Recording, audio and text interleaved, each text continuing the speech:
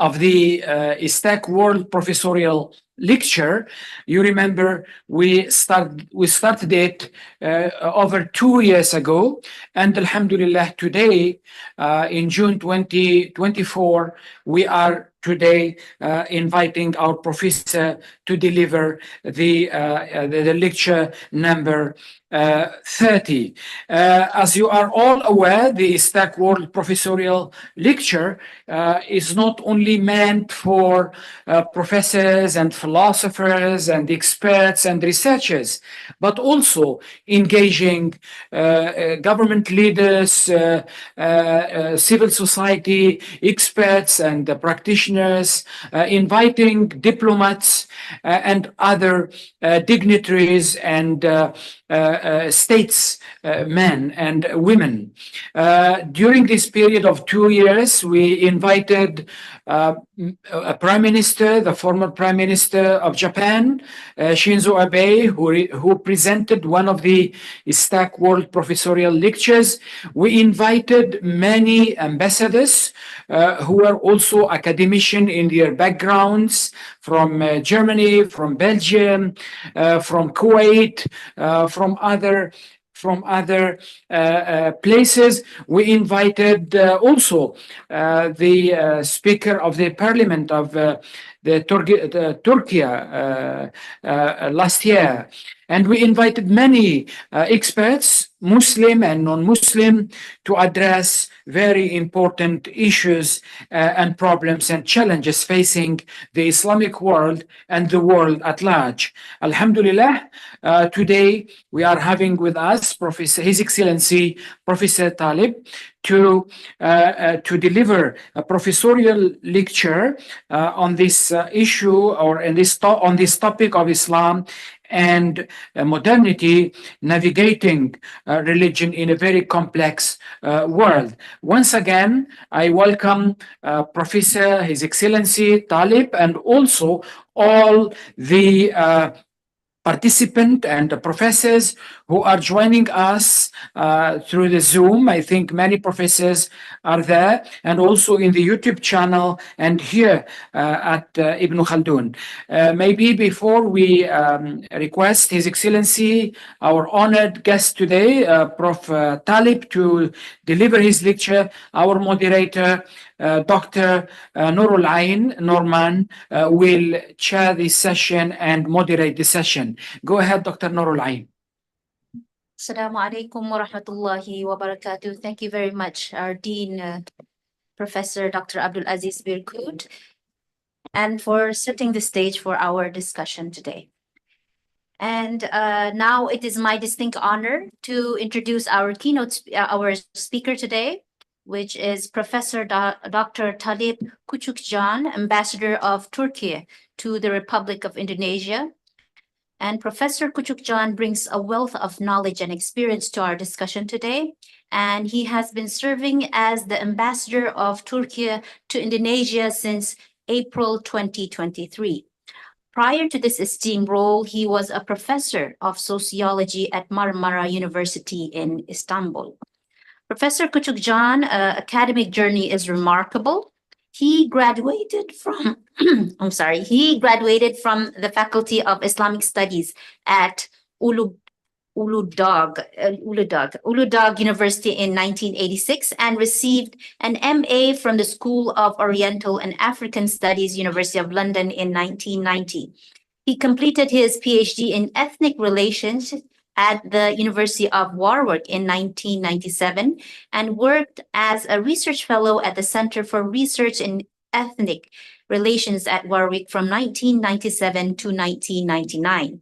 Throughout his distinguished career, Professor KUCUKCAN has held numerous influential positions, and he served as a senior advisor to the President of the Higher Education Council of Turkey, was among the founding team of the Foundation for Political, Economic, and Social Research, and served as the editor-in-chief of Insight Turkey. His expertise spans foreign relations, Middle Eastern affairs, Turkey-EU relations, transnational migration, international freedom of religion, security, and the rights of Muslim minorities in Europe. Ladies and gentlemen, Please join me in welcoming Professor Dr. TALIP KUCUKCAN. The floor is yours, Professor. Welcome, Professor.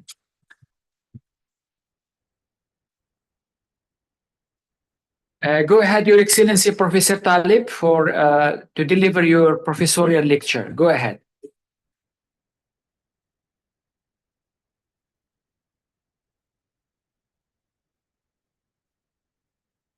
He is there. He is following with us. Okay. Okay, maybe he will. Professor TALIP, go ahead. And unmute. Okay. Most welcome. Okay, thank you very much. Assalamu alaikum wa rahmatullahi wa barakatuh. Wa alaikum salam. First of all, let me thank Professor Abdulaziz Barkaut for his kind invitation to this important discussion, who is Dean of Istac, and I admire him for his intellectual work and contribution to the discussions that we are going to have. And also, of course, our moderator today, Dr. Nurul Ain. I am also thankful to you for this kind moderation and having me here. And of course, we have a Turkish scholar over there right next to you. I also thank him for bringing us together. Of course, Malaysia is not far away from us. I am just nearby to you. Inshallah, in the coming future, we will be meeting face to face, either in Indonesia or in Malaysia. Today, I would like to thank all other participants who are from around the world, and also from Malaysia, Indonesia, and probably from Turkey as well. I think we are facing a number of challenges today, and when we look at the root causes of these challenges, I think it lies in the recent history of Muslim world. Today, I would like to highlight the importance of the topic when we talk about Islam, modernity, and especially the navigating religion in a changing world. I think we all acknowledge the significance and the importance of religion in general today, and also Islam in particular. No matter how much modernization, I think, developed and how much its impact on the societies have been felt, religion is still an important force today. If you look all around the world today, you will find that religious institutions, religious groups, and religious ideas are all alive and also actually traveling all around the globe. When we look at the Muslim world in particular, of course, I think we will see the importance, significance, and influence of religion maybe more salient compared to the Western world, compared to the European world. Islam today, in almost all Muslim societies, is a source of identity. It inspires people. It provides a worldview to many people today. And it shapes institutions. It's even shaping geopolitical events that we have been witnessing recently. Therefore, I think it is quite important that today we address an important topic, religion, modernity, and of course, Islam in particular.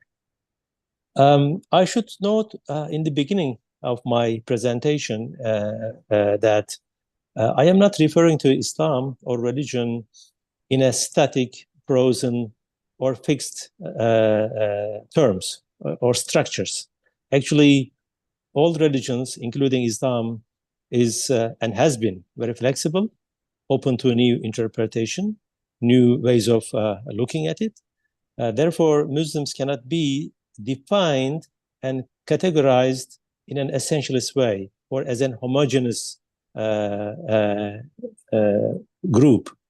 If you look at the Muslim world today, in Africa, in the Middle East, in Central Asia, in Southeast Asia, we will see that there are different, I think, trends in Islam. And of course, in their responses to modernity and modernization as well.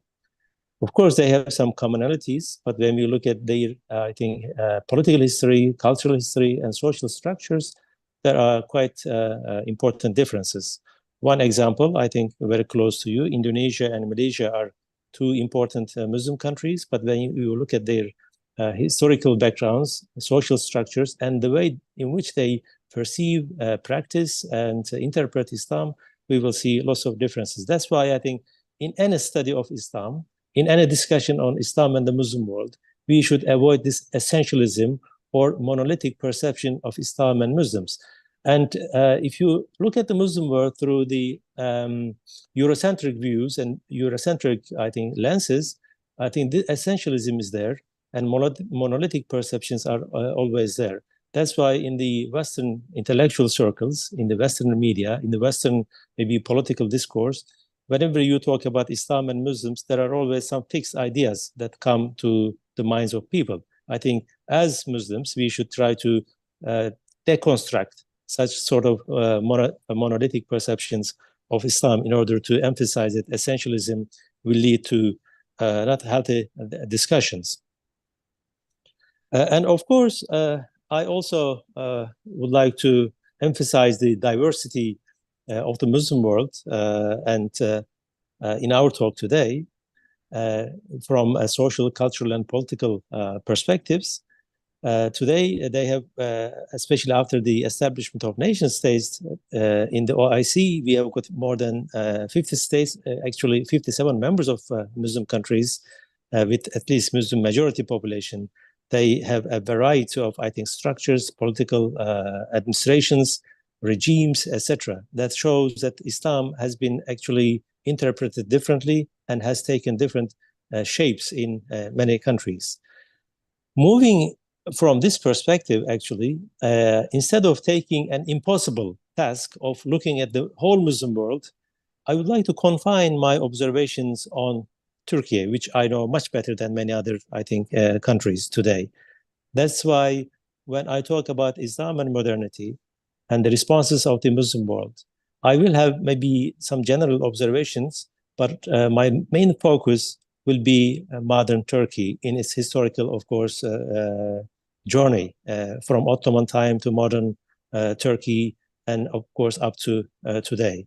I'll try to explain how Turkey responded to the ideals of modernity or the principles of modernity or the ideology, as I sometimes call it.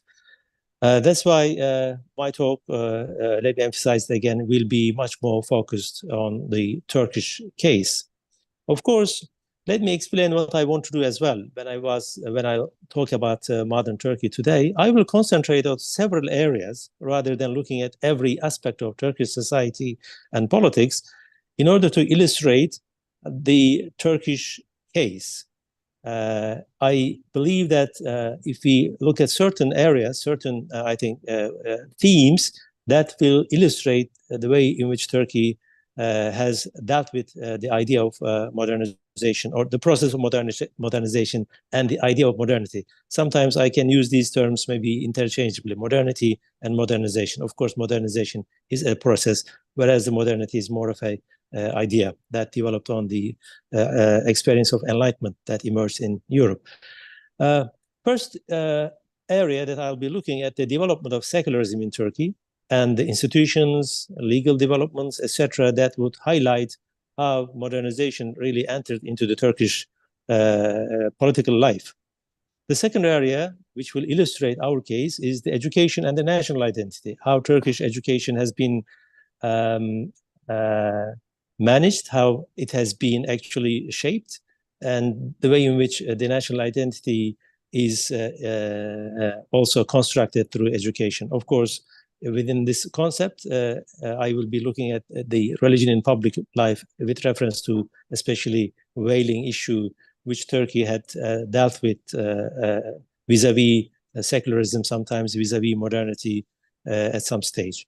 The third issue that I'll be looking at very briefly is the unorthodox communities in Turkey, especially the Alevis in particular, because as I said, no Muslim country is homogeneous, and Turkey is one of them. We have got different social layers and communities in Turkey, and their also relations with modernity and Islam differ. The fourth issue that I'll be looking at is the non-Muslim communities in Turkey. Turkey is a Muslim majority country, but also we have got some non-Muslim minorities in Turkey recognized by the state actually at some stage in our history. I'll be looking at these four issues because when we look at those four issues, we will see some certain themes like democracy, secularism, and human rights these are supposed to be the pillars of modernization today. So now let me move on to maybe a contextual issue. I'll be coming back to all these issues at a later stage. So that brings us to the idea of course, modernity and modernization. Of course, modernization as a process and modernity as a worldview, I would say, Weltanschauung, is not the product of the Muslim world. It is the product of the Western civilization or the Western world. Actually, it is based on the ideas of enlightenment. Of course, generally speaking, in our daily discussions, modernization refers to a process which started at the Enlightenment that refers to usually rationalism, progressive ideas, maybe the importance of self rather than the community. And of course, later on, people talked about democracy, human rights, etc. These are some of the latecomers into the discussion. But when we look at the process of modernization in the European context, which we have also borrowed, I think, from Europe, all the Muslim world, I think the main maybe area that we should focus in the context of our discussion is how modernization actually related to religion in the Western world in the 18th century and in the 19th century. When we look at the rise of modernization in the European context, in the Western context, we will clearly see that this process, especially when we emphasize science, technology, rationality, etc., it is a process that developed vis-a-vis the organized religion or organized churches in the European context. There is a lot of history, there is a lot of pain throughout the European history that the monopoly of the churches on social, political, and educational lives and many institutions have been criticized. And later on, we have seen the emergence of very strong secularism, which is, I think, the impact of modernization in the European context. And if we understand the European context, I think we will be able to shed some light on the Muslim experience in general and the Turkish experience in particular. Here, I just would like to emphasize one issue. The development of modernization or modernity in the European context had one major social influence, that is secularism. Of course, it's been enshrined in the law, it's been enshrined in the political structures, it has been enshrined in the educational institutions of the European states, especially after the rise of many nation states in the European political history. And of course, that experience, actually, modernization in the European context and the secularization as an impact of that process has redefined the state-religion relations in Europe. And when we look at the new structures, new institutions in the European, I think, experience, it is very clear that modernization made a significant impact, pushing religion out of the public space, pushing religion out of the political sphere. Religion, in many ways, actually, in the European experience, lost its influence, especially the organized religion. Religion is still there, maybe, of course, as an individual, maybe faith and spirituality. But when you look at the organized religion or institutionalized religion, it lost its impact compared to the past. But still, in some countries, its influence there, at least in the construction of cultural identity of the European civilization. Because when you talk to the Europeans today, they will refer to Greek, ancient Greek civilization as part of their identity source, and also Judeo-Christian tradition as another source of identity. Of course, Enlightenment is yet another source of identity. You can see that although organized religion is a little bit out of the public space today, cultural influence of the religion is still, I think, there. Having said that, I just would like to see, I'd like to share with you some of my observations about the models produced by the European experience with regard to how religion in modern states, in democratic states, managed, how the administration of religion actually emerged. We can see several, I think, models or systems in the Western world to deal with religion. The first one is a complete separation of religion and state.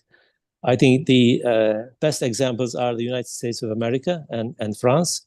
In both states, in both countries, we will see a very visible, very strong separation wall between religion and church. However, there are some differences between France and US. US, I think, is more, let's say, freedom-oriented secularism, where all religions can have a space in the public sphere more freely. Whereas in France, you will have more restrictive perception of religion. Because it's secularism, the way in which secularism has developed in France, it was against the monopoly of the Catholic Church. And at times we have seen that the state has some hostile policies towards religion in the French case. And as part of this, I think, legacy, when we look at the France of today, we will see that they have quite difficulties in managing the Muslim society there, as far as some demands of the Muslim community is concerned. Whereas in US, with the exception of 9/11, Muslims have larger freedoms, more organizations, probably. It is due to the, I think, system that they have established in the modern period. The second model would be, there will be a state church, but a secular law. It's a secular state, but there's a state church in the system. I think Denmark, Greece are the good examples where you have got a national church as part of cultural identity, but the laws are always secular. In the Danish case, for example, you will see, if you look at in detail, the king in Denmark is supposed to be a Christian, but not only any Christian, but a particular church. I think Lutheran Christian, probably, if I'm not wrong. As you can see, religion is still there somewhere, but it is not the source of the law or source of the legislation in any of those countries. The third example is the Concordat system, which is practiced in Germany, Italy, and Portugal, where there is a special agreement between the church and the state. And that means the established religions or recognized churches and religions do enjoy some privileges before the law. The fourth issue is quite an exceptional one, like the UK case. Head of the state is also is head of the church. You cannot see a separation there in terms of legal structure. But when you look at the legislation, of course, again, it's a secular state, whereas religion or religious communities enjoy a lot of privileges. When you look at the education system of UK, for example, there are thousands of secondary schools or primary schools run by the churches, but financially backed by the state. And of course, this causes no problem within the context of UK or within other contexts because of the political history of all these countries that have established, as I said, new systems, new regulations, new institutions in order to deal with the issue of religion and the religious communities. So these are I think, the large and broad picture where the Muslim world can be now looked at. This is the Western experience, and I would say the modernity and modernization, as I said in the beginning, are the children of the Western world, European world in particular. And how Muslims came into contact with the modernity, with the modern world. I think I would say 17th and 18th centuries probably. Maybe this is the starting time when the Muslim world started to lose its power, to lose its influence, and Muslims were not able to reproduce their own civilization in a very strong way. That's why they tried to came into contact with the Western world, with the European world, where they started having this scientific revolution, scientific ideas, and militarily they became much more superior. And of course, a colonization of the Muslim world started. And at the time, one of the major contenders of the European states was Ottoman Empire. We also see that Ottoman Empire started losing its, I think, power. Then we see the emergence of all Muslim scholars to respond to the ideas of modernity and the developments which I think related to modern ideas about science, about rationality, about philosophy. And all we have in the Muslim history, of course, madrasas, higher education institutions. But when we look at the ways in which they dealt with some of the modern sciences and rationality, especially, and the scientific revolution, I think there is some sort of difference. The Muslim world followed much later all these ideas. And of course, the ideas of enlightenment, ideas of modernity started to came to the Muslim world as well. We have seen the responses from people like Rashid Rida, Jamaluddin Afghani, Muhammad Abduh, and Muhammad Iqbal. These are some of the very well-known, I think, scholars and intellectuals in the Muslim world who suggested some ways of dealing with the Muslim world. Because as it was mentioned right in the beginning by Professor Abdulaziz, the Muslim world has been facing today a number of challenges, maybe numerous challenges, but I think in the 17th and 18th centuries, there was a similar picture in terms of challenges. Maybe the nature of the challenge is different, but Muslim world, I think, have always faced such challenges. And the Ottoman Empire, let me look at the Ottoman Empire very briefly, as Ottoman Empire set actually the foundations, laid the foundations of modernization in the empire that was also taken over by the modern Turkish state right after 1920s, when a new nation state was established by the Turks. When we look at the modernization in the European context, we have seen that that's a long process. It is not something new. It took, I think, for centuries for the Europeans to come to terms with modernization and also deal with church, religion, etc. And I think there is a similar case with the Turkish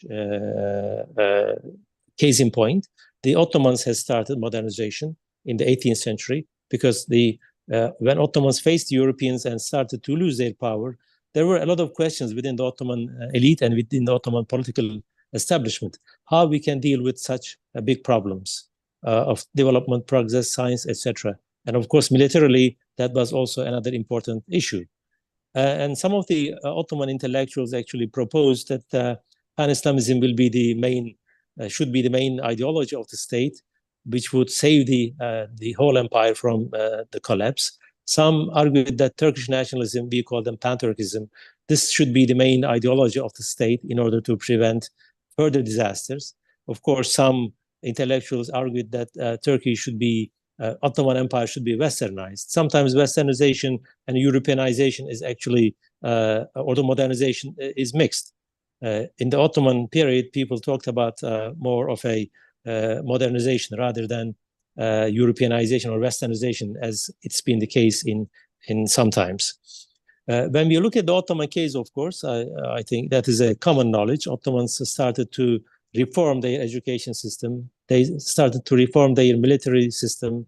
They tried to reform the administrative system in order to respond to the challenges that is brought by modernization, because Europe started to rise. The Ottomans were stagnating. In order to overcome the stagnation, reform was needed. And those reforms actually were taking place on the European and the Western path.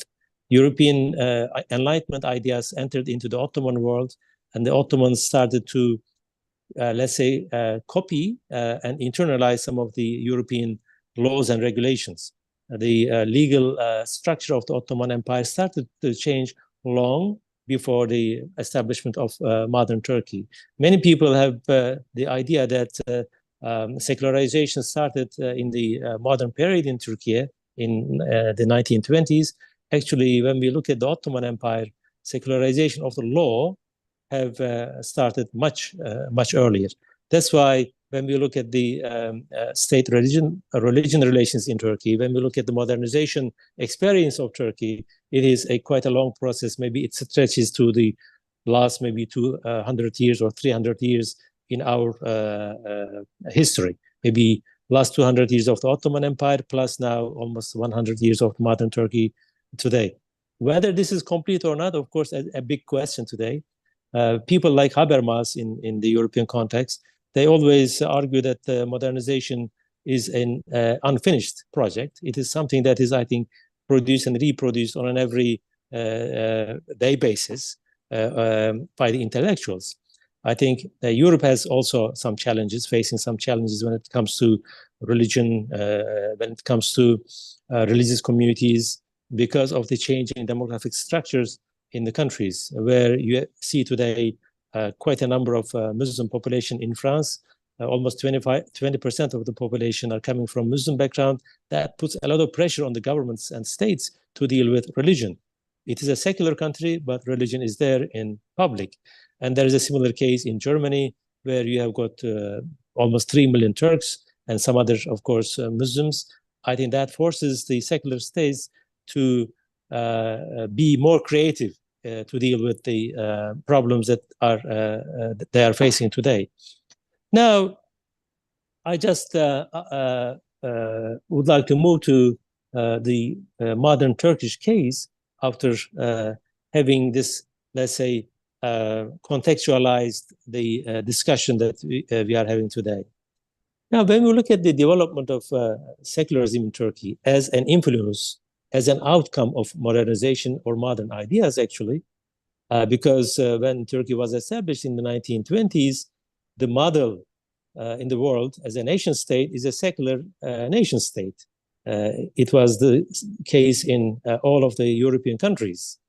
Turkey was established as a secular nation state in 1923, and actually it has adopted some of the laws and regulations from the Ottoman Empire, although there was always a kind of a problematic relations between the elite of modern Turkey and the Ottoman Empire. Some of the Ottoman cultures, the values, structures were not actually accepted, even rejected. But also we see some sort of continuity between the Ottoman Empire and the modern Turkish state, because already, as I said, some of the laws, regulations, structures, and also institutions were adopted by the Ottoman Empire long before the establishment of modern Turkey. And the founders of modern Turkey followed, I think, a similar path, but maybe in a different way, maybe more, let's say, more active way sometimes. And of course, when we look at the development of secularism in Turkey, it was not all of a sudden. The first constitution of Turkey actually stated that a religion of the state was Islam. It's interesting that we are talking about 100 years ago in Turkey. Then there was a change in Turkish constitution just a couple of years later on. I'm talking about the 1924 constitution. That was the first constitution in modern Turkey. A few years later, there was an amendment in the constitution, and this actually principle was deleted from the constitution. In the second constitution, I would say, maybe revised constitution, there was no reference to religion, okay? But there was no reference to secularism as it is today. And then we had another amendment in the formative period of Turkey in the constitution. It said Turkey is a secular state. As you can see, secularization of the constitution took some time. It was not something that happened all of a sudden, but the foundations were already there, as I mentioned before. And of course, when you have a secular state, then you have some institutions in order to manage state-religion relations. And one of them was, actually is still, Türkiye Diyanet İşleri Başkanlığı, Presidency of Religious Affairs. Presidency of Religious Affairs was established by the founders of Turkey in order to deal with Islam in Turkey, in order to manage religious issues on a daily basis. Of course, Diyanet has been tasked to train imams, to manage mosques, to appoint muftis in Turkey. So they have been given this very strong mandate, actually, right from the beginning of the Republican period. Of course, now there is a debate in Turkey. There has been always a debate whether there should be such an institution in a secular state. Still, I mean, it was debated in Turkey, still it is debated. But what I argue here is that actually each and every state that I have mentioned earlier in the European context, they have devised new system, new methodology, or new institutions in order to address religion in society. Whether it is the majority religion or it is a minority religion, but they have recognized that religion is there. You cannot really avoid this reality. You cannot turn a blind eye to religion, whether it is a strongly organized religion or it is weakly organized religion. In all secular states, whether it is strongly secular or less, you see that some institutions are really mandated to deal with the issue of religion. In the Turkish case, it was the Diyanet. However, while Diyanet was established, many traditional religious institutions were closed down because they were seen as a competitor maybe to the secular institutions, or maybe they were seen as a threat to the maybe development of secular ideas in Turkey. For example, we have seen the closure of the Islamic foundations. We have seen the closure of many Islamic Sufi schools of thoughts. These were not allowed to practice any longer. However, sociologically speaking, although many of those institutions were shut down or closed down, their presence continued and still continue today, and they have an impact on Turkish social, cultural, and even sometimes on the political life today. That means dealing with, I think, socially important institutions in Turkey was neglected, especially in the formative period of the Republican era. And of course, Turkish secularism, I would underline here, actually was largely, in my view, based on French idea of secularism, more assertive secularism, I would say, maybe more restrictive, as it is the case in France, especially in the early period. Because when we look at some of the practices of the formative period of Turkey, we will see that, I think, the state tried to undermine the influence of religion, because it was seen as I said, as a counter force vis-a-vis secular and Western or European ideas. Therefore, we have seen some restrictive policies, especially in the formative period, which was also upheld by some other political parties later, as we will mention about the whaling issue in our next agenda, I would say. And of course, in the also formative period of Turkey, we have seen that this idea of secularism was seen as a sort of existential, I think, importance for Turkey. And that's why Turkish bureaucracy, Turkish elite, and especially the army has been always defined as the protector of secularism. And whenever there was a perceived threat against secularism, we have seen intervention by the Turkish military, which was a, I think, hindrance as far as the democratic development of the country is concerned. So we have seen ups and downs in Turkish modernization when it comes to how Turkey, I think, dealt with this issue. Of course, as we say, it's always a process.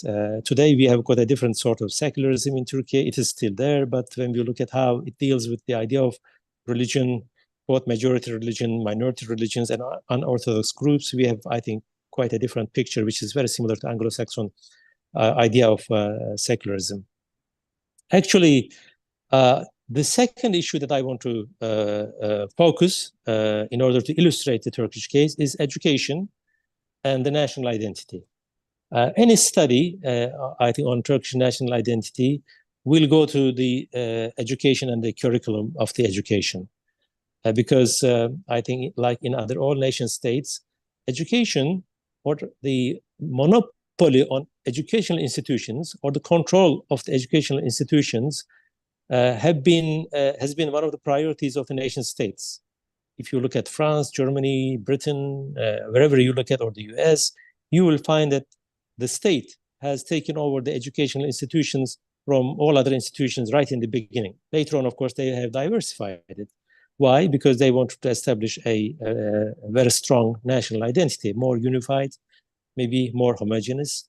That is something maybe quite reasonable at the time of the establishment of nation states. Today, when we look at this homogenization, of course, we have some different views because societies are more diverse more, I think, variety is there, and we, I think, respect and enjoy this variety and celebrate it sometimes. And the Turkish education system has been designed to inculcate this secular national identity among the Turkish students in order to unify the nation, because the modern Turkish state was established on the heritage or the legacy of the Ottoman Empire. When you look at the Ottoman Empire, it was multilingual, multi-ethnic, everything was multi during the Ottoman Empire. So out of that empire, you have to create a new nation. Of course, that nation had an ideology and educational, of course, institutions and practices. And that's why I think we see that if you look at the educational practices in the Turkish context and the curriculum of the 1930s, 40s, and 50s, you will find that there was a concerted effort to construct a secular Turkish identity in our country. And of course, nationalism was at the maybe heart of this inculcation as well. Of course, when you have such an education system supported by the very strong idea of secularism, the position of religion in public life becomes problematic. When we look at the formative period of our nation state, as I said, secularism was very assertive, sometimes restrictive. And actually, right after the usually coup attempts in Turkey or the coups, we have seen this revival of secularism as an existential issue. And then religious institutions, religious practices, religious groups sometimes actually have been, let's say, restricted. I would say religion in public life became more problematic, or presence of religion, or the expression of religion in public life. We had discussion in Turkey for years about the meaning of public space. What is the public sphere? What is the public space? Or the public institutions? We had mixture of this one, actually. And if you look at in many other countries in the Western world, as far as the presence of religion in public space or the public sphere, there hasn't been much of restriction in the public sphere, except France. In the French case, we all know that religious symbols have been banned from the schools, whether it is the Muslim faith or the Christian or the Jewish, and sometimes that happened in, I think, Italy as well. But in all other countries, you can see people with religious garments, clothes, etc., with symbols all over the place. In the Turkish case, we had a different understanding of the public space. In the Turkish case, as far as I see, the public space belonged to the state, actually. It was understood as if the public space is controlled by the state. Therefore, the code of conduct, the code of dress could be identified and also defined by the state.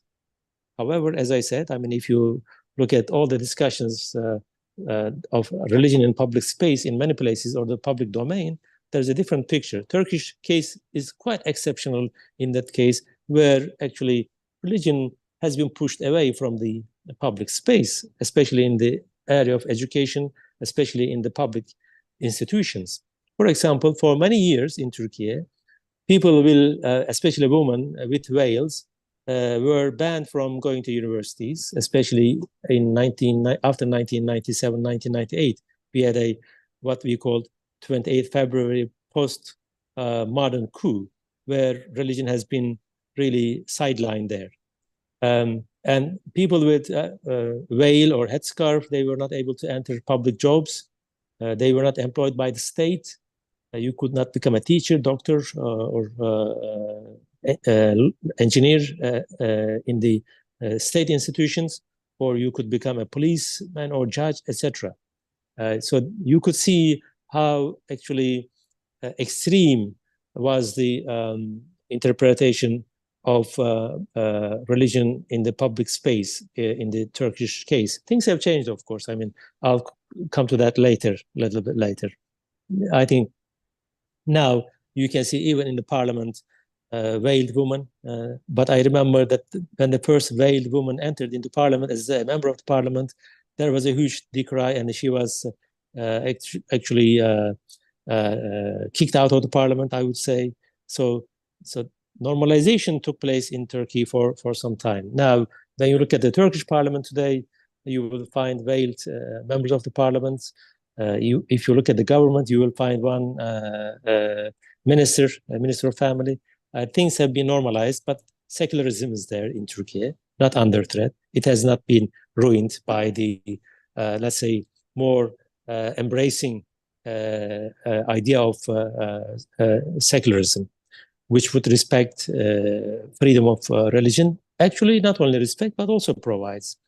And when we look at the unorthodox communities in Turkey, especially the Alevi population, actually, because of the homogenization policies in Turkey, for many years, the Alevi identity or the Alevi community were not able to voice their concerns. They were almost sidelined, especially in the rural areas as well. I think that shows how the modern Turkish nation state dealt with an unorthodox community. The majority community was Sunni Muslims, of course, but when you look at the state policies, you will clearly see that the concerns and demands of the Alevi community were not taken on board by the state for a long time.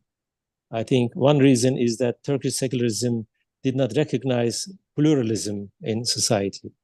Today, again, things have changed. When we look at the Turkish context today, Alevis are part and parcel of the public debate and discussion in Turkey.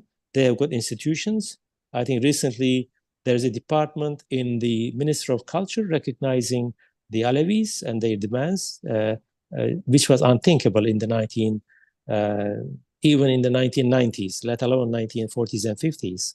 So this is, again, I think, in line with, let's say, democratization of secularism in the Turkish case, opening more, let's say, arms, opening more, let's say, windows for people of different faith groups.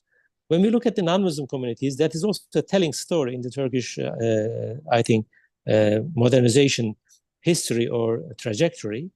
Actually, non-Muslim communities were recognized by the laws and treaty in Turkey. 3 communities were recognized. These were the Jewish community, Greek Orthodox community, and Armenian Orthodox community. And they had their own educational institutions. They had their own religious, of course, institutions, etc. In the Ottoman Empire, of course, there were a millet system, which is quite a different idea and different structure.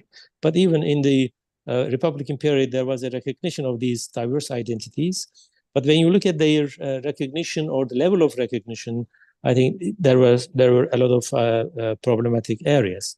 For example, when the Vakıfs foundations in Turkey were closed down, or the institutions that were dealing with this, and many of the properties of non-Muslim communities were actually taken over by the Turkish state. So this was something not in the, I think, good spirit of democracy, human rights, equality, and secularity as it happened in the Western context. But this is, as I said, the Turkish experience. And of course, things have changed. Today, what we have in Turkey is the fact that non-Muslim communities have been, in that sense, well recognized. Their rights were, especially properties, were given back to them.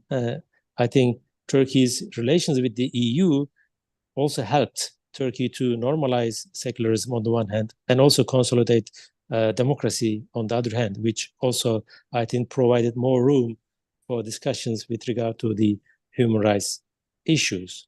And I think these 4 issues will highlight how Turkish experience over the years have developed and also, I think, changed today. When we look at the current picture today, as I said, starting from the late Ottoman period to today, I think many things have changed, but also people will have some memories of the past when we talk about modernization in Turkey, whether it is a Europeanization or something else, whether it is a secularization, which is a French-style secularization, or more a Anglo-Saxon secularization. But what we see today, actually, In the Turkish maybe case study, that will be my conclusion. Then we can maybe have more question and answer session if our moderator, of course, decides. I think we have a more, let's say, normalized secularism in Turkey, which is more in line with the idea of democracy and human rights. There might be, of course, some issues and problems that needs to be addressed. This is, of course, always a challenge. But I think this is the Turkish experience, which is quite different from many, maybe Muslim majority countries when it comes to how the idea of modernization entered into the Turkish public sphere and political structures. Today, I think some of the issues that we have mentioned, like whaling issues or rights of non-Muslims or Alevi communities, I think most of them are now not on the agenda, at least on the immediate agenda, because in the last 100 years, for the first time, Turkey established a church in Istanbul.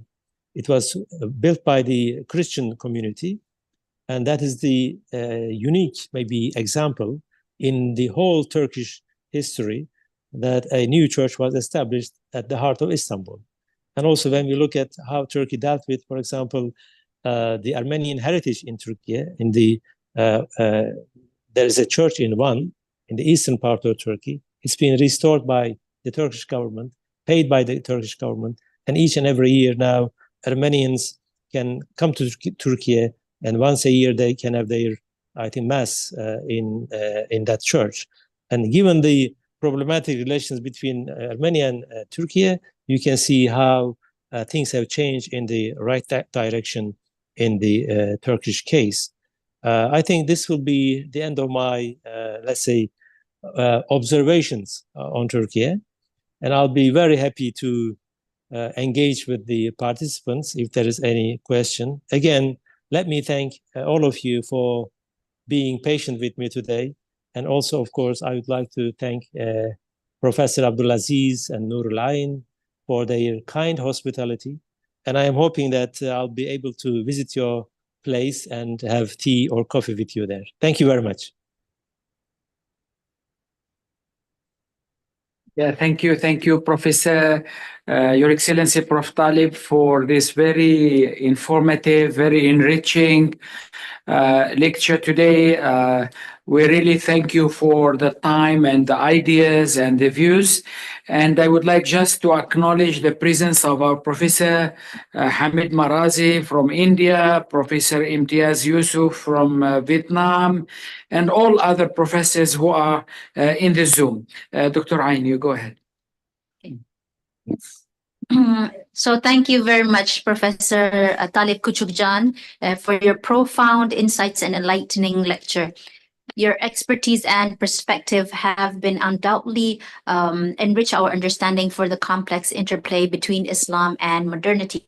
So we now open for any questions online and here at the conference room. If any, you can turn on your microphone and please open to any questions.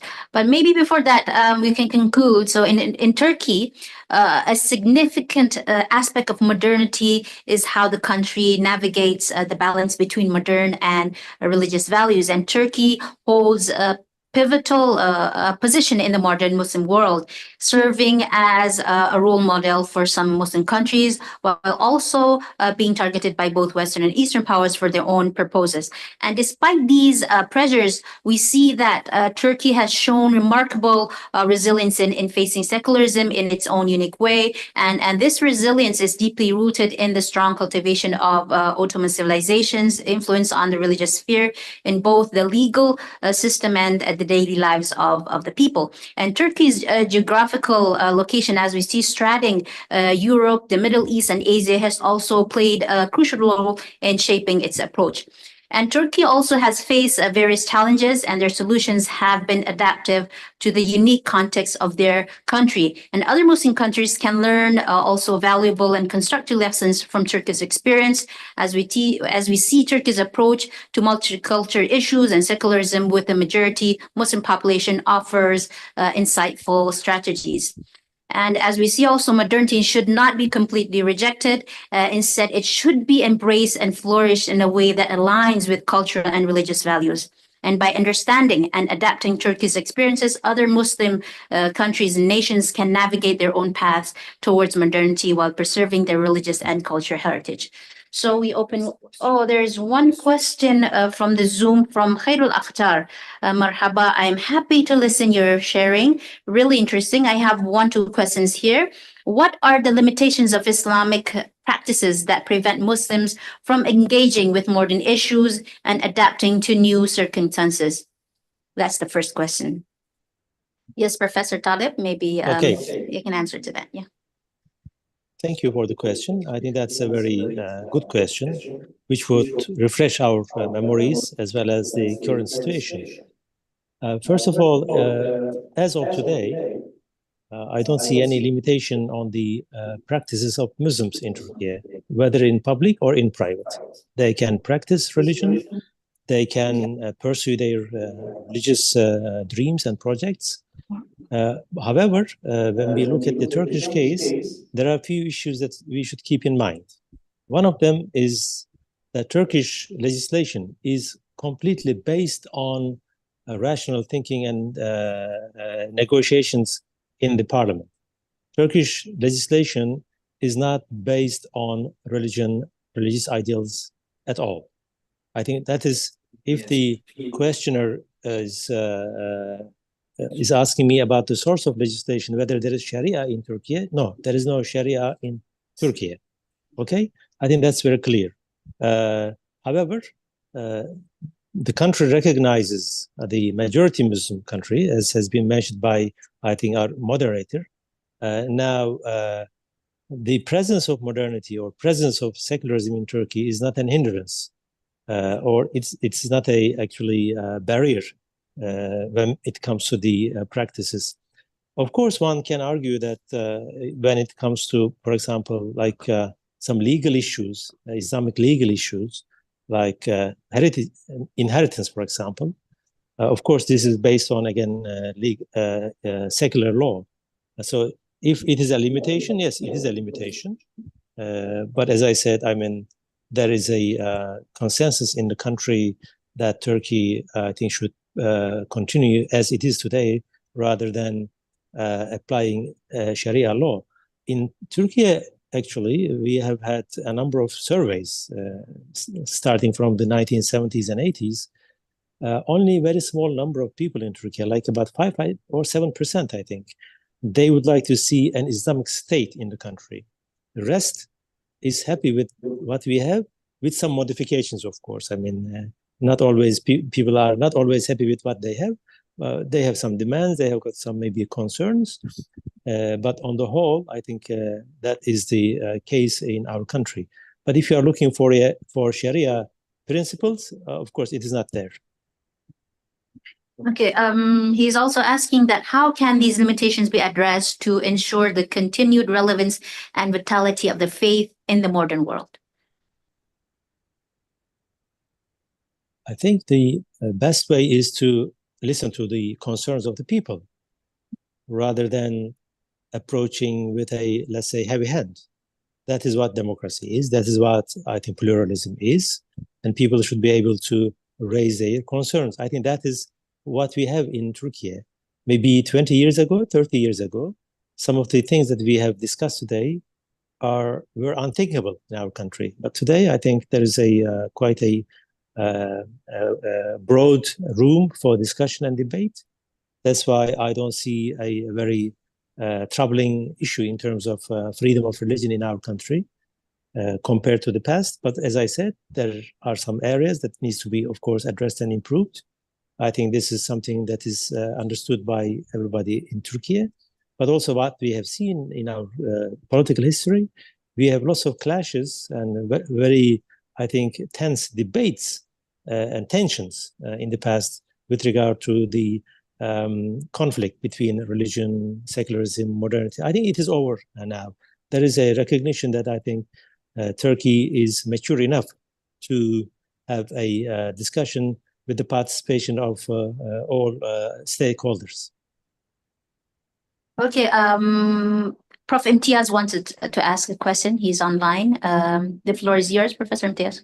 Assalamu alaikum. Thank you very much.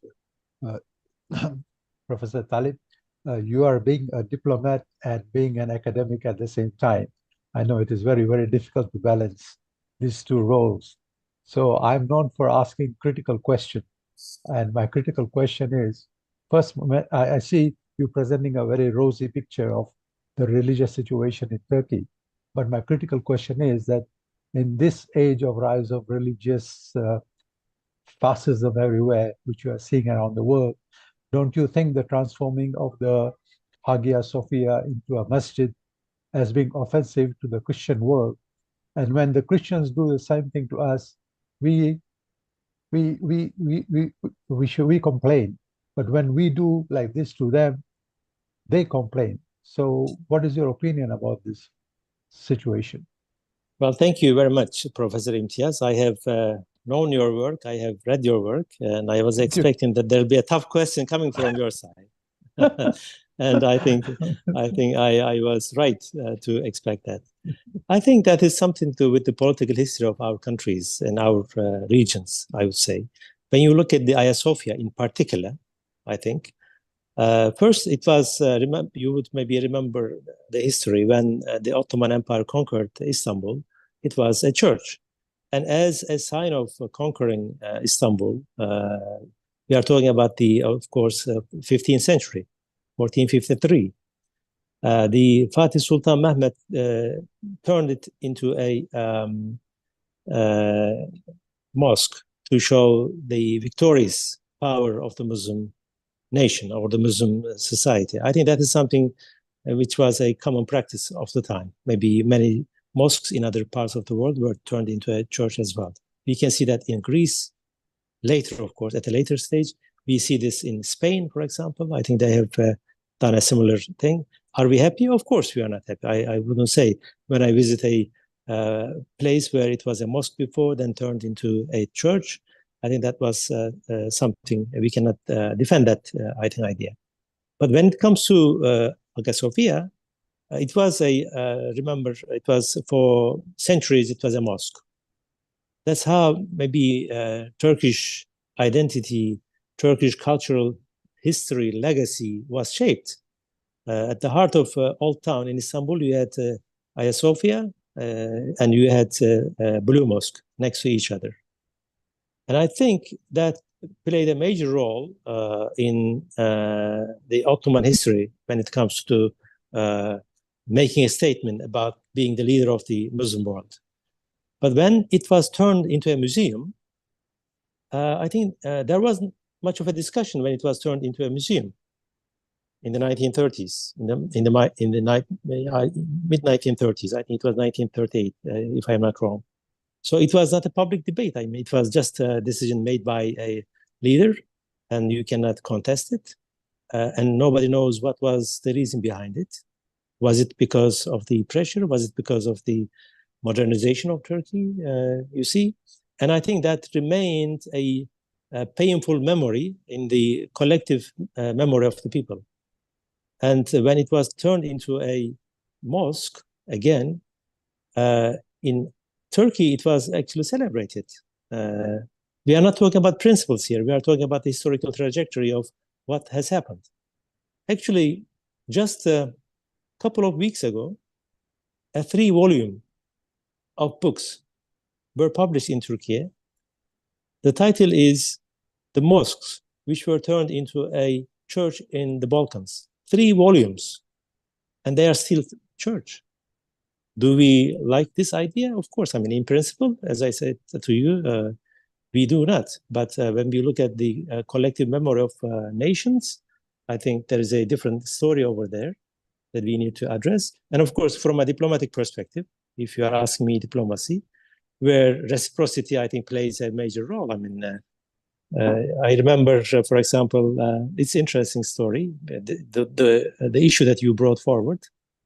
Once I visited the US, where we had talks with the Armenian diaspora over there, who were very much against Turkey, who are quite hostile, actually. And we were there to find ways of bridging this gap, okay? With the good intention, with the civil society. It had nothing to do with the Turkish state. When I was at the university, I had that mission, I would say. And there were some Armenians among us as well from Turkey. And of course, as you said, some of the churches were turned into a mosque. But when you look at the collective memory or the, let's say, making of the memory, when I asked this gentleman, they were actually presenting a strong group in the Los Angeles area where there is a strong group of Armenian population.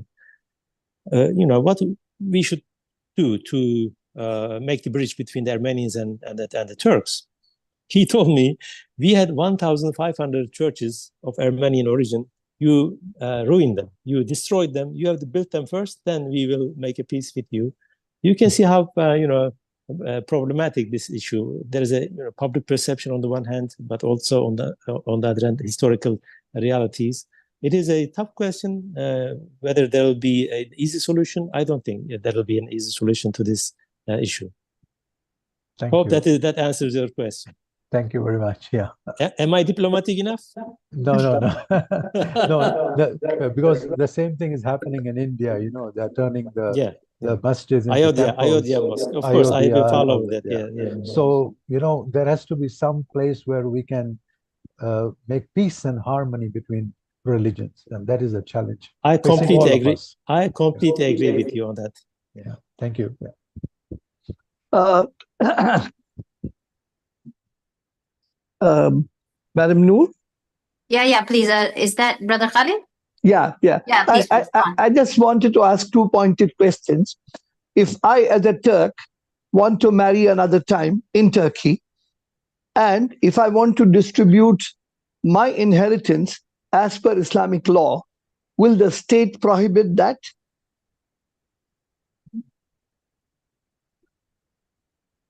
Brother Khalid? Second question. I think you had two questions or one question? Yeah, two questions. Actually, it's the same question. Okay, if I want to enter into a polygamous marriage, of course, at my age, you might wonder why. The second question is, if I want to distribute my inheritance as per Islamic law, while being a Turkish citizen, how will it be looked upon? Will it be permitted or not permitted? Well, the answer to your first question is that polygamous marriage is not allowed in Turkey. That means if you do that, you will not follow the rules. Okay, but it may happen, of course, but it will not be recognized by the state. Of course, when it is not recognized by the state, I think different legal principles will apply. I'm not a lawyer, but I'll just I'll be making these observations from my hunch, okay? As I said in the beginning, we don't apply Islamic law, but when it comes to distributing your heritage to your kids, maybe you can go through secular law or the law of the land at the moment, but then you need to maybe get consent from your other family members.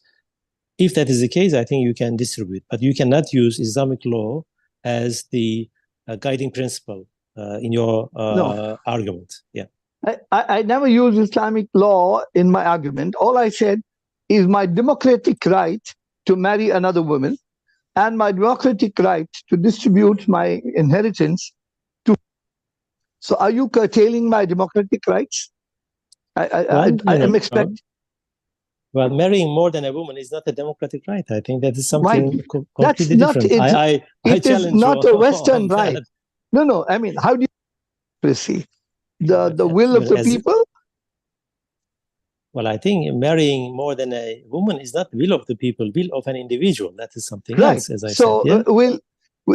If that conflicts with the will of the majority, or at least how the majority has imposed, will that be a very democratic or to do? I'm not. Well, I think okay. I mean, I think that is a different discussion. I would say that I think in each country we are talking about nation states, not a different communities, not an empire, not regional communities or states. I think there is always a binding law. Maybe there should be a binding law for all, for the social cohesion, for the social order, public order. Otherwise, you can say, I want to marry underage. That's my democratic right. Can you say that? No, I mean, you could. No. I think there's you could qualify. No, every law can be qualified with disclaimers. Like, for example, you could say, okay, you can marry more than one as long as the lady is not underage. I mean, that would be a very but in our I think legal system and in our society, as I said, there isn't much of a demand of that sort. There are some practices, actually. I mean, there are people who are marrying, but it is, as I said, not recognized. But nobody punishes you simply because you marry more than one woman. Okay, thank you, Brother Khalid. I hope you don't have a Turkish nationality that you're asking this. Is a critical question or practice? I'm just joking. No, I was just trying to question the amount of democracy being practiced in Turkey now, or the liberalism being practiced in Turkey. I got my answer. All right. Okay, it's okay. We go to a very, very interesting question from Bibi Isharat. Going by the media representations of Turkey, one gets an impression that there is a deep divide along religious secularist line. But your presentation seems to paint a more conciliatory picture. Are you implying that the representation of Turkey as a deeply polarized society is a misrepresentation? Prof, please. Well, thank you very much. I think there is, of course, like in all modern societies, there is polarization in Turkey as well. When you look at the US today, there is a huge polarization that they have never seen before. And when you look at the recent, I think, European Parliament elections, again, you will see a polarization between far-right movement and the central parties. I think there is a similar case in Turkey, but this polarization, I think, is not based on secular religious divide in Turkey. It is more of a different polarization. You are talking about a country where it is ruled by one party for the last 20 years and then opposition. I mean, if you look at how the recently opposition groups came together, we have got two camps in Turkey at the moment. And when you look at, for example, what we call Nation Alliance, they come from different ideological backgrounds, secular, religious, Kemalist, Islamists, actually. You can find all of them under the same umbrella. That's why the polarization is not necessarily actually on the religious and secular side. Yes, of course, some parties are strongly secular, at least some portion of the maybe parties, but there is also a recognition, I think, that the identity politics in Turkey is divisive, and there is a lot of people who are now avoiding such sort of polarization. But I think what I would say, when you look at Turkey through the Western media or through the Eurocentric views, I think you will have a little bit distorted image or the picture. All right. Okay, now we open. Thank you very much, Prof. Is there any questions from the, Mention your name, please. My name is Mariette Cabrera. I have two questions. My first question is regarding the history of ideas. During the French Revolution, was the Ottoman Empire deeply engaged with the revolution ideas? By that, I mean, were there Jacobians or clubs in Turkey, and the communities, were they siding with the revolution or were they happy under the Ottoman Empire? My second question is, recently, the far right is rising in Europe in the recent elections. And do you think that is going to affect the relations with Turkey, especially when there's anxieties of accepting as full member Turkey in the European Union? Thank you. Well, thank you, Maria, for the questions. The first one is the historical question. Actually, the Ottomans became aware of the ideas in the French Revolution, of course, when it was taking place. But the ideas actually entered after it, when the influence is much felt. That's why Mahmud II and the following sultans tried to emulate some of the ideas from the French Revolution. But there wasn't much of a communities under the Ottoman Empire joining the French Revolution, etc. I think this is something also, I'm not expert, but this is what I know. As far as your second question is concerned, rising far right in Europe is, of course, a concern for everyone in the region, all the countries, including Turkey, because far right is more, I think, hostile, I would say, to the entrance of Turkey to the European Union as a full member. When we look at the historical trajectory of Turkey's journey to the European Union membership, I think that is clear that usually far right and similar ideologies have more negative perception of Turkey. You are right. I mean, there will be repercussions. And also in the European Parliament, I think there will be a majority of, again, not the full majority, but a significant number of people. But in fact, I also would like to say that at the moment, Turkish-European Union relations are almost frozen. So we don't expect anything, let's say, worse than that at the moment.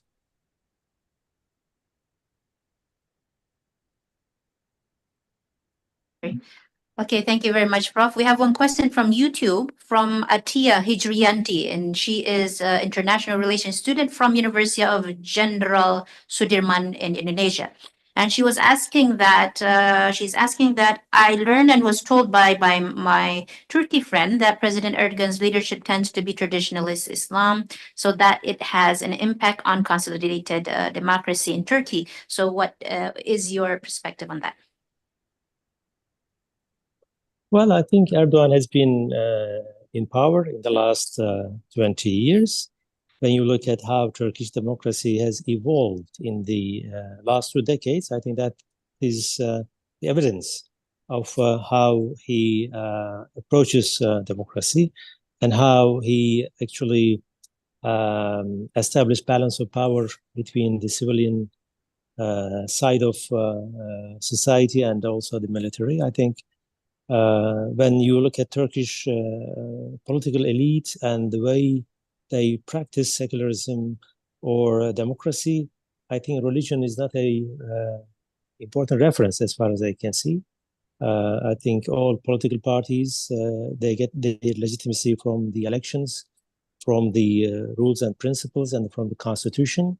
Therefore, when they actually have their policies and practices, they follow similar, I think, philosophy rather than going back to their own ideological, let's say, preferences. Of course, as I said, culturally, I mean, Turkey is a Muslim country, and I think whoever living in Turkey at some stage will have the influence of their cultural legacy and background. I think today the leadership in Turkey is not exception to that.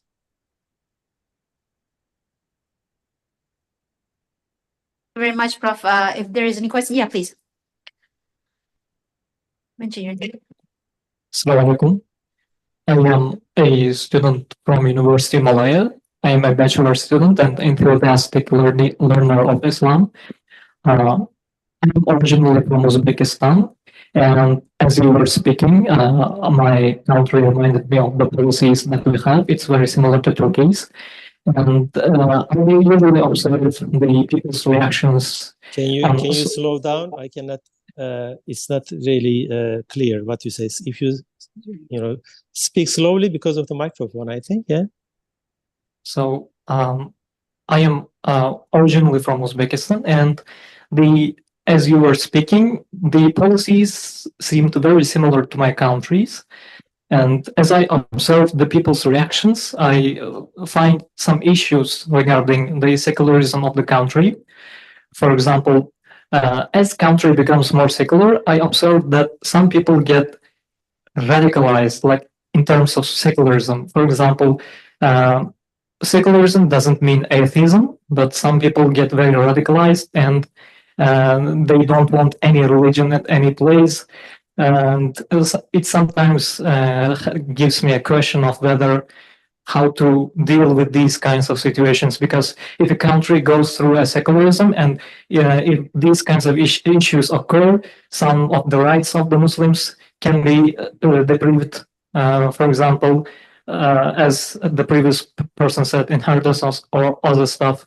How to deal with these situations? How to deal if there are some people getting secularly radicalized, like rejecting religion in any phase?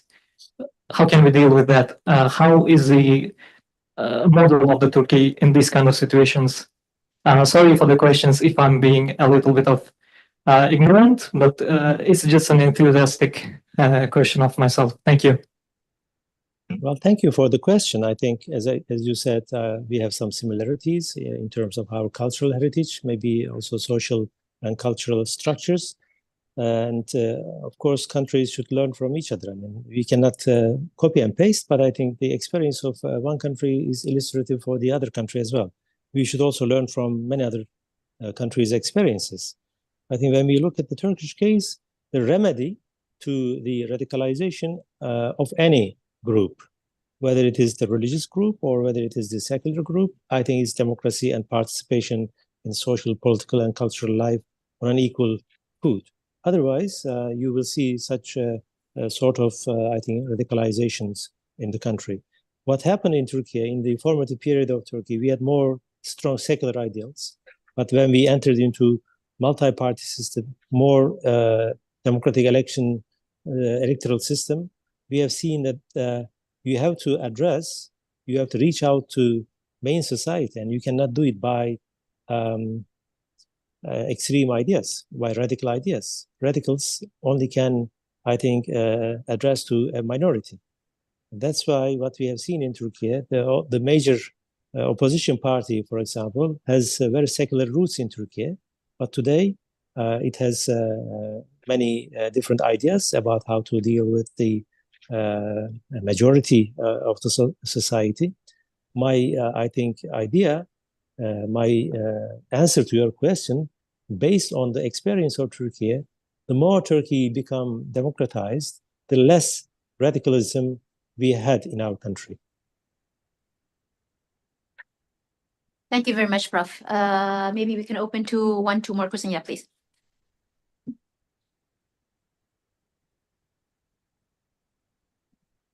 Assalamu alaikum. My name is Navid, originally from Bangladesh. I'm a bachelor student, international relations in University of Malaya. So I have two simple questions. The first one is, we all know that Turkey is basically not a homogeneous country. It has other ethnicities such as like the Kurds, Arabs, Circassians. So the first question would be like,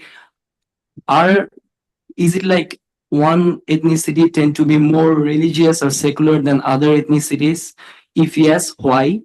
And the second question is, if someone votes for the opposition party, we know that the opposition parties are usually secularists, Kemalists. So if someone votes for them, does that make them secular? Because if I'm not mistaken, in the last election of Turkey, I noticed that the Kurdish majority areas, they are giving vote to the CHP party or the opposition party more. So is that like the Kurds are more secular? Yeah, thank you. I think I missed your second question, but the first question is whether Turkey is homogeneous or not. Of course, it is not homogeneous, as you have just mentioned. But I don't have any data, actually, whether one ethnic group is more religious, more conservative, or less religious than the other.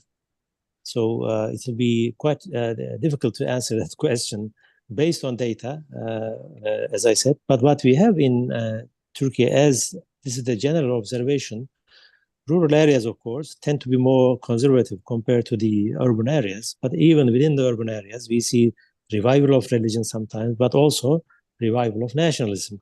Therefore, I think it will be quite difficult to answer that question without having enough data, which I don't have at the moment. But my general view is that I cannot make really differences between the ethnicities when it comes to their religiosity.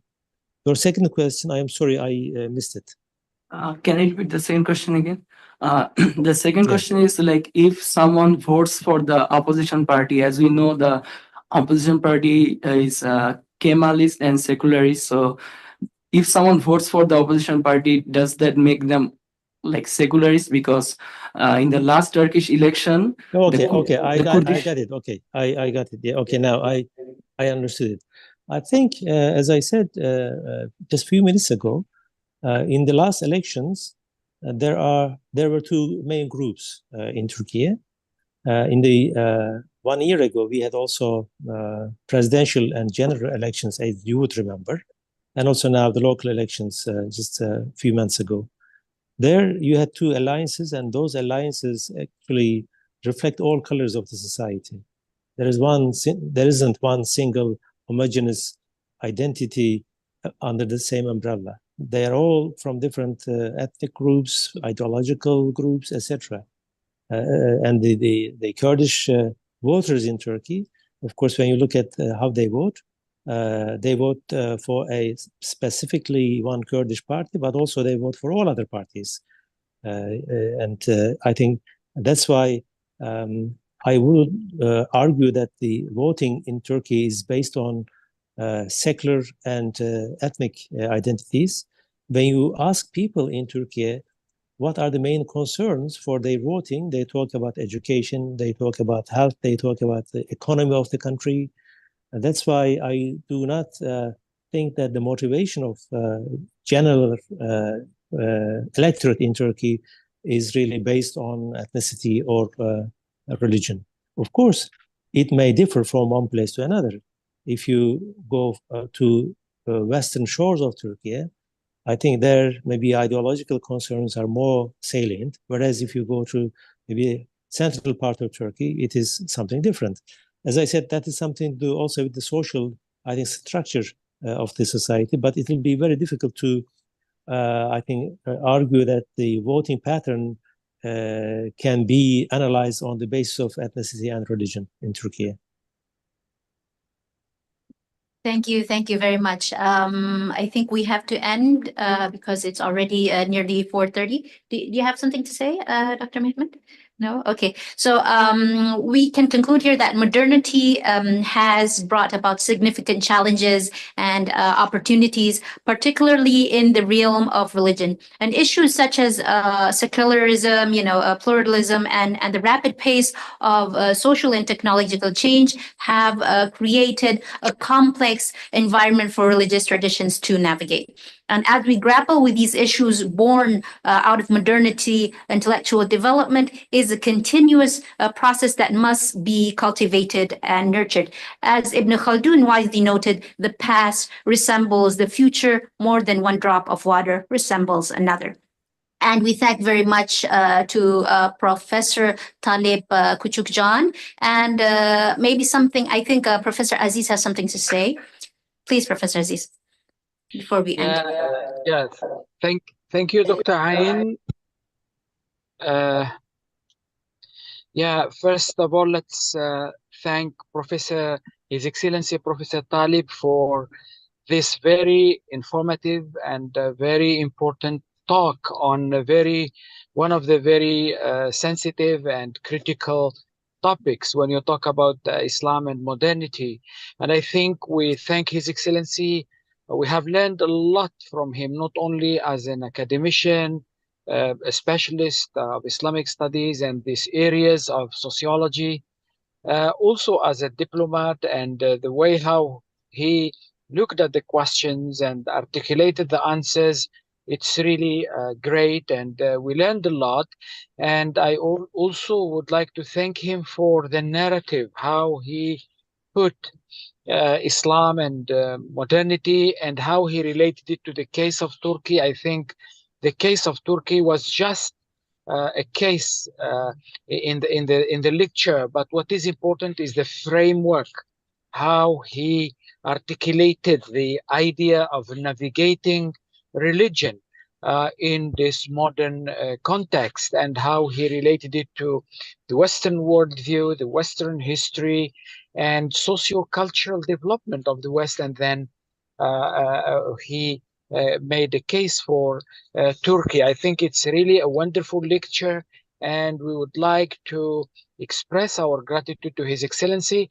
And next time, it should not be online, but to be face-to-face here at Istac and IIUM, and hopefully we can get His Excellency to participate and contribute in the intellectual discourse that we are creating at Istac and IIUM here.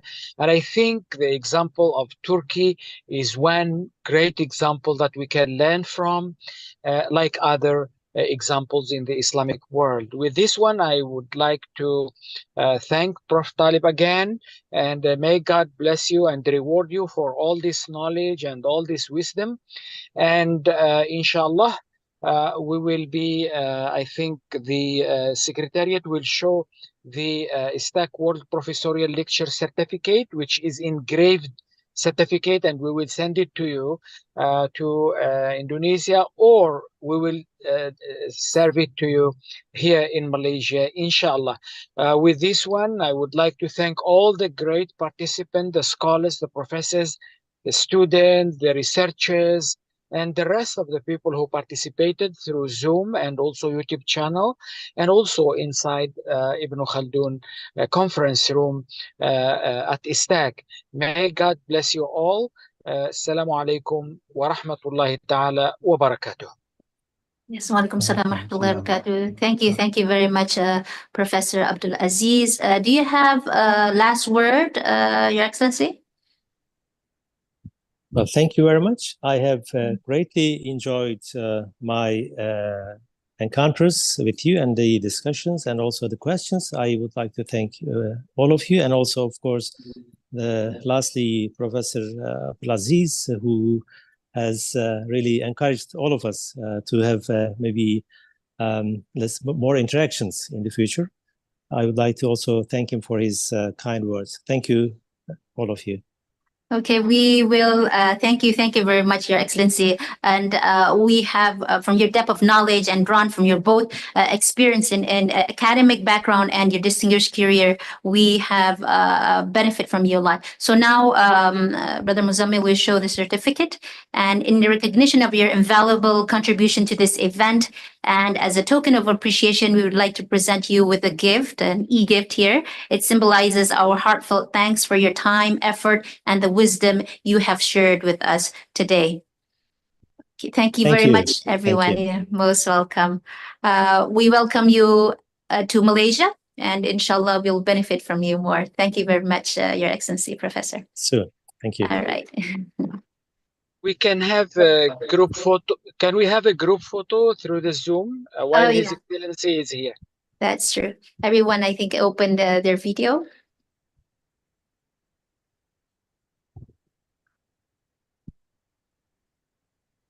Okay. Nobody wants to open? Okay, please. All right. Okay, 1, 2, 3. Another one. 1, 2, 3. Okay, that should be enough. Thank you very much for participating. Assalamu